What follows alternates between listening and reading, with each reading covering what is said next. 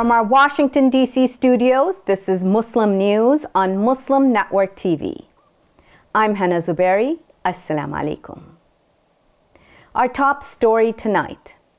In a response to Iran's missile attack, President Joe Biden expressed unwavering support for Israel during a White House address. Make no mistake, he stated, the United States is fully supportive of Israel. The Iranian attack, which launched over 200 ballistic missiles targeting Israeli military stations, came as retaliation for the recent assassinations of prominent figures in Lebanon, according to Iran's Islamic Revolutionary Guard Corps. Preliminary reports suggest the attack caused minimal damage, in part due to Israel's advanced missile defense systems and the collaborative efforts between U.S. and Israeli military forces to prepare for such threats. Biden reiterated the strength of the U.S.-Israel alliance and emphasized the continued communication between the two nations, assuring Israel that America will stand by its side in the face of mounting tensions. While Israel faces accusations of genocide at the International Court of Justice for its ongoing military operations in Gaza, Biden has remained firm in backing the country, signaling continued U.S. military and economic support. But based on what we know now, the attack appears to have been defeated and ineffective. And this is testament to Israeli military capability and U.S. military. It's also a testament to intensive planning between the United States and Israel to anticipate and defend against the brazen attack we expected. Make no mistake, the United States is fully supportive of Israel. The U.S. State Department is pressing forward in its efforts to secure a ceasefire in Gaza.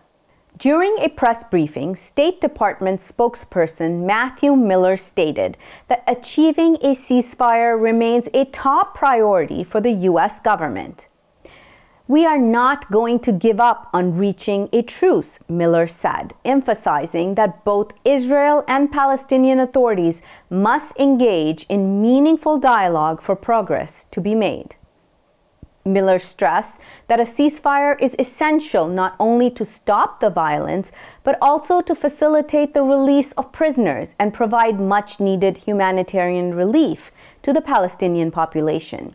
He acknowledged that the situation in Gaza is dire, with thousands of civilians caught in the crossfire.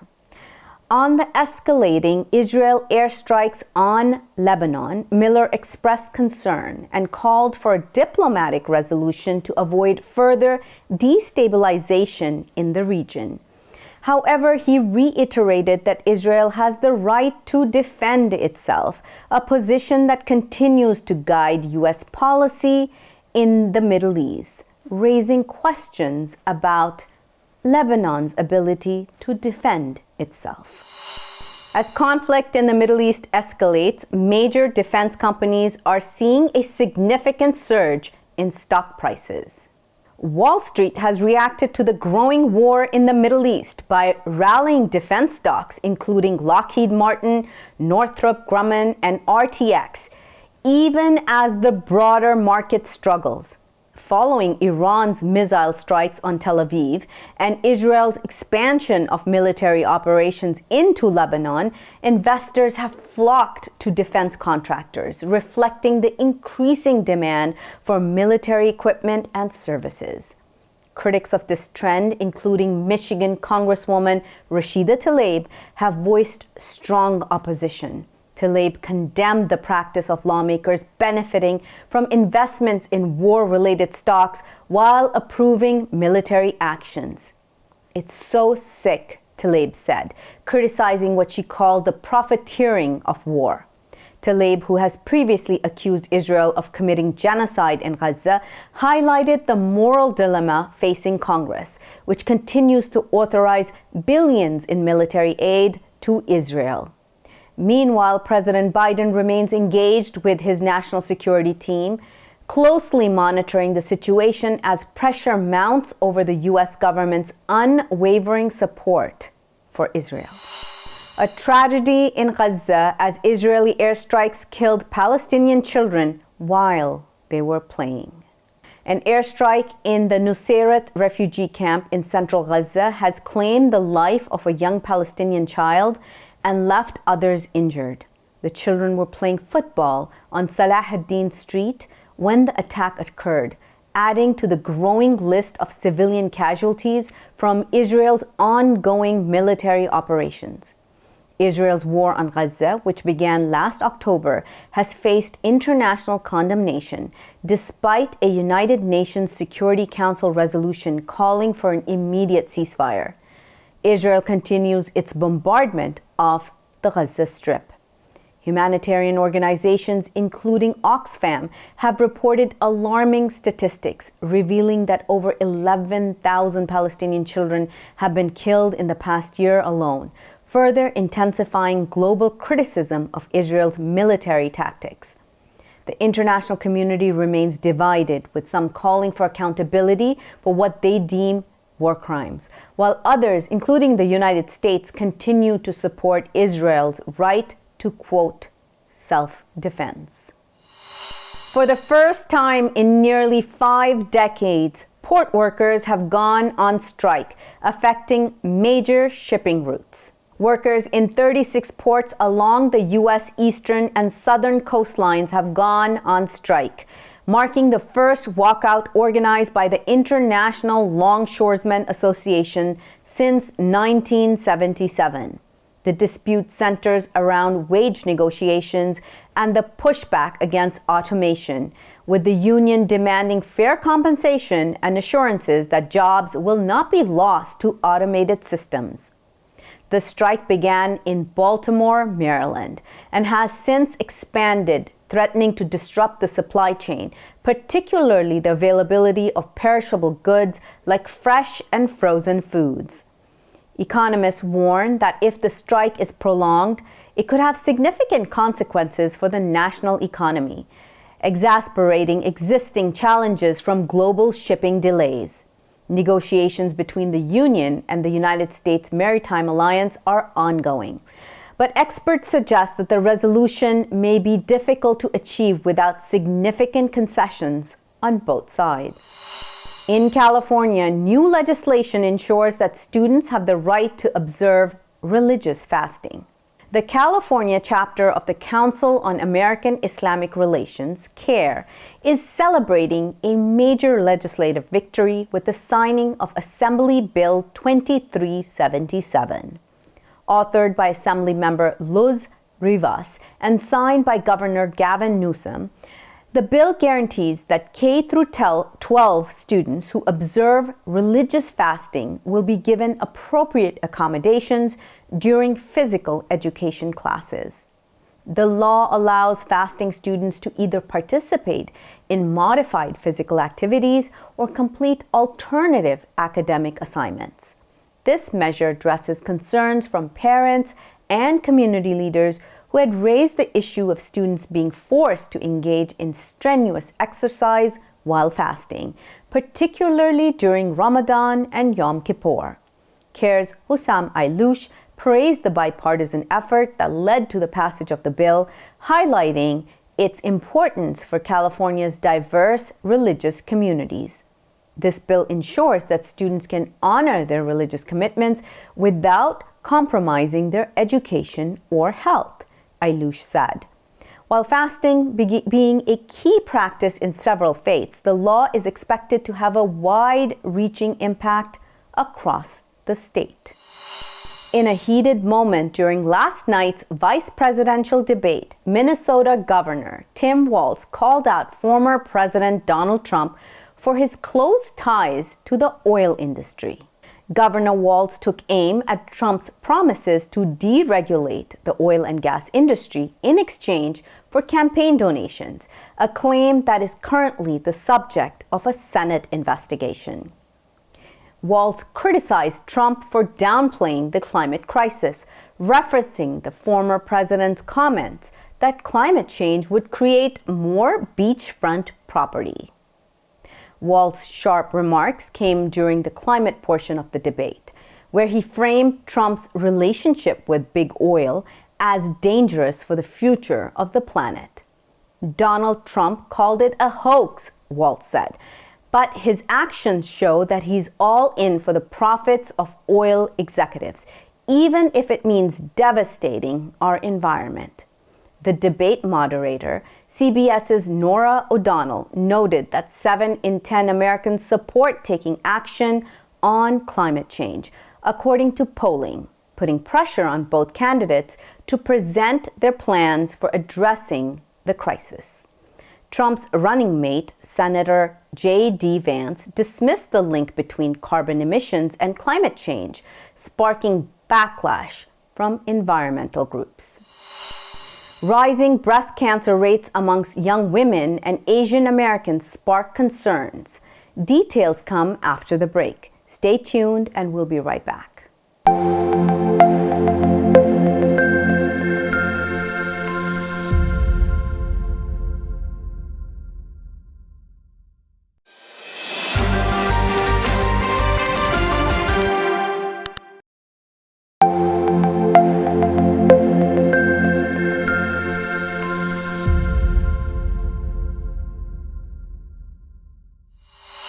Welcome back. Alarming new research highlights a rise in breast cancer cases, particularly amongst younger women and Asian Americans. From 2012 to 2021, the incidence of invasive breast cancer increased by 1% each year, with an even sharper rise of 1.4% amongst women under 50. But the most striking surge was seen amongst Asian American and Pacific Islander women, where diagnoses have jumped by 50% since 2000, with a 2.6 annual increase during the study period. In comparison, Hispanic women saw a 1.6% increase in breast cancer cases, while white, Black, and American Indian women experienced a 1% rise. Researchers attribute the significant increase amongst Asian and Pacific Islander women to the influence of Asian immigrants who, according to the report, have a higher risk of breast cancer than Asian women born in the U.S. While breast cancer mortality rates have dropped by 44% since 1989, racial disparities persist. Black and American Indian women face higher mortality rates despite having lower overall incidences of breast cancer, highlighting the need for better access to quality care. The study, based on data from the National Cancer Institute, the National Center for Health Statistics, and Centers for Disease Control and Prevention, underscores the importance of increased awareness and improved healthcare resources to address these troubling trends. By 2030, elderly individuals will outnumber children under 5 for the first time in recorded history.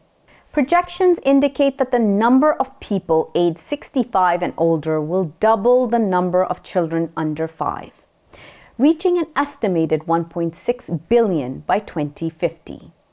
This dramatic increase underscores the growing challenge of supporting an aging population. The United Nations has marked October 1st as the International Day of Older Persons since 1990, using the occasion to highlight the difficulties faced by aging populations worldwide. Japan currently leads the trend with 30% of its citizens aged 65 and older. Similarly, Southern European countries are also grappling with high numbers of elderly citizens, forcing governments to confront the mounting pressure on healthcare and social services. In stark contrast, many developing nations are struggling to meet the growing needs of their aging citizens as they face limited resources and inadequate healthcare infrastructures. The demographic shift is expected to strain global healthcare systems, particularly in the treatment of chronic conditions such as dementia, which will require specialized care. This year's theme, Dignified Aging, focuses on the urgent need for countries to develop better care systems and policies to ensure the dignity and respect of older individuals. Experts warn that without significant policy changes, the rapidly aging of the global population could result in a crisis, particularly in regions ill-equipped to handle the growing demands for elderly care. Tragedy off the coast of Djibouti. At least 45 migrants have died in 2 shipwrecks. The United Nations is working with local authorities to find survivors after 2 boats capsized in the Gulf of Aden, part of the dangerous route used by migrants fleeing Yemen. The IOM said search and rescue efforts are ongoing, with 32 survivors rescued. Dangerous sea crossings between Yemen and the Horn of Africa continue to be a route for migrants fleeing conflict and hardship, despite the risks involved. In Greece, the death of a migrant in police custody is raising serious concerns about detention conditions. A 29-year-old Bangladeshi man was found hanging in a detention area at the Omonia police station in central Athens, where he was being held after being arrested for damaging a patrol vehicle. He was detained with 11 other inmates at the time of his death. The incident has drawn sharp criticism from rights groups, including Movement United Against Racism and the Fascist Threat, or CAIR. The group alleges that the Greek government's racist and repressive policies have turned police stations into, quote, morgue lobbies. They have questioned how such a tragedy could occur unnoticed, sparking calls for accountability. The death comes just after the recent loss of another migrant, Mohammed Kamran Ashik, in a separate police station, further fueling outrage among migrant rights advocates and left-wing political parties. The Attica Security Directorate has launched an investigation into the case, but activists continue to demand more transparency and better conditions for migrants in detention. Australia has appointed Aftab Malik as its first ever special envoy to combat Islamophobia. The announcement comes days before a deadline set by the Australian National Imams Council. Malik, who has a background in community engagement, will help address discrimination and promote understanding within Australia's Muslim community. Malik said both anti-Semitism and Islamophobia are unacceptable and has called for unity against hatred. His 3-year term begins October 14th, contributing to the government's $90 million initiatives to address community impacts stemming from Israel's ongoing war on Gaza. Now to Turkey, where a social media influencer is combining faith and business to inspire a new generation of Muslim women. Şule Kayaturk, a prominent Turkish influencer with 2.3 million TikTok followers, is captivating young women with her unique mix of Islamic values in entrepreneurship. In one of her viral videos, which has garnered over 5 million views, Kayaturk rewards her employees with gold gifts for pledging to repent and abstain from alcohol during the Islamic holy months. This gesture aligns with her mission to motivate observant Muslim women to embrace both their faith and professional ambitions. Her content showcases her journey as a successful beauty store owner, often sharing family moments and luxurious trips. While her lifestyle sparks debate over her public display of wealth, her platform resonates with many, reflecting a growing trend amongst female entrepreneurs in Turkey who are blending luxury with motivational themes.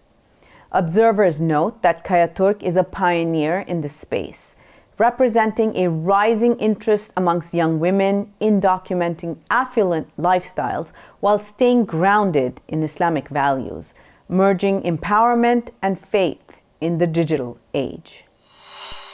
That's all from our Washington, D.C. studios. Thank you for watching Muslim News. We're committed to bringing you stories you can trust. Please like, share, and subscribe, and donate at muslimnetwork.tv/donate. Stay tuned for more, and until next time, Assalamu alaikum.